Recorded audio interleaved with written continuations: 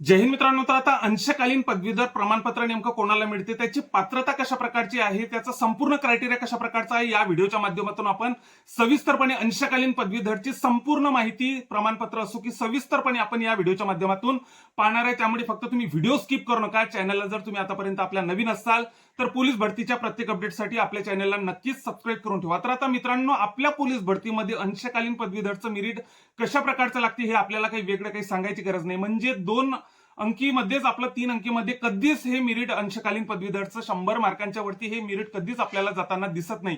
तर आता अंशकालीन पदवीधरचं जर बघितलं आपण तर आता बऱ्यापैकी आता सर्वच्या सर्व जिल्ह्यांमध्ये आपल्याला अंशकालीन पदवीधरच्या जागा दिसतात, पण त्या जागा भरल्या जात नाही.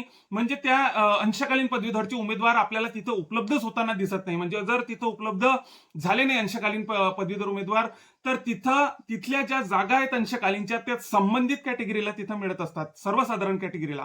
तर आता समजा उदाहरणार्थ जर आता एससीच्या सर्वसाधारणच्या जागा जर 5 आहेत, त्याच्यानंतर अंशकालीनच्या जागा जर तिथं 2 असतील, अंशकालीन पदवीधर उमेदवार जर तिथं उपलब्ध झाला नसेल, तर तिथल्या त्या 2 जागा ह्या एससी सर्वसाधारणला, म्हणजे ज्या आधी 5 होत्या त्या डायरेक्ट तिथं आपल्याला 7 होताना दिसतात. अशा प्रकारे अंशकालीन पदवीधरच्या जागा खाली गेल्याच्या नंतर आपल्याला डायरेक्ट तिथं सर्वसाधारण उमेदवारांना त्या जागा जाताना दिसतात. तर आता त्याच्यानंतर आता अंशकालीन पदवीधरला आपल्याला 5% आरक्षण असते.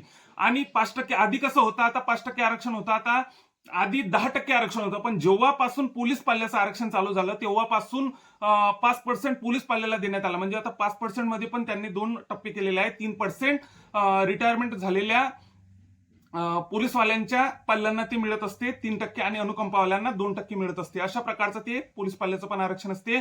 आणि आता सध्या अंशकालीनचं 5% आरक्षण आहे. तर आता नेमकं अंशकालीन पदवीधरचं प्रमाणपत्र नेमकं कोणाला मिळते, तर आता आधी एक योजना होती की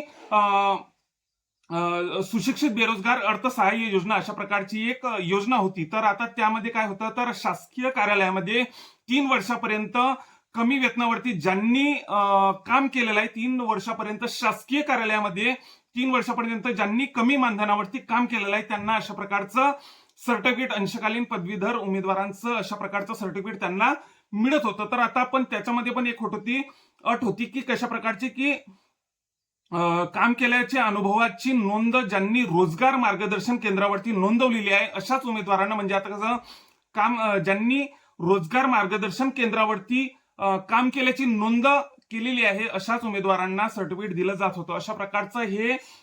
अशा प्रकारच्या उमेदवारांना हे सर्टिफिकेट मिळत असते मित्रांनो. त्याच्याच बरोबर याचं वय तर आपल्याला माहितीच आहे, 18 ते 55 वर्षापर्यंत हे उमेदवार पोलीस भरतीसाठी अर्ज करू शकतात. त्याच्याच बरोबर 5% आरक्षण आहे मित्रांनो. तर अशा प्रकारचं हे अंशकालीन पदवीधर उमेदवारांचं आरक्षण असते, आणि अशा उमेदवारांना हे अंशकालीन पदवीधरचं प्रमाणपत्र मिळत असते.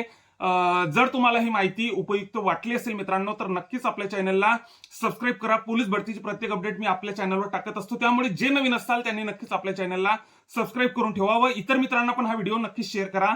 जय हिंद.